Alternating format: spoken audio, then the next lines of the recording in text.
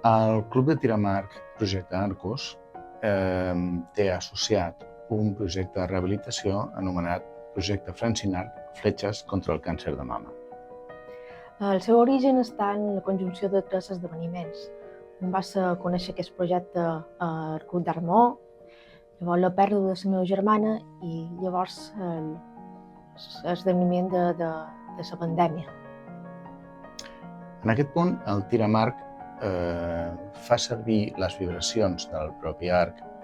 per ajudar a minimitzar els efectes de limfedema en el braç afectat, a més del fet que el propi esport és un element socialitzador que ajuda psicològicament, a més de la part física, en el benestar de les persones que estan dins d'aquest projecte. Volem agrair aquest premi al Consell Insular de Mallorca,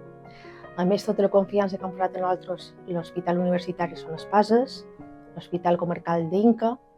l'IMEP de Calvià, l'Ajuntament de Campanet, la base militar Jaume II i el Club d'Armó, que va ser que no ens va dur de la mà per començar aquest projecte.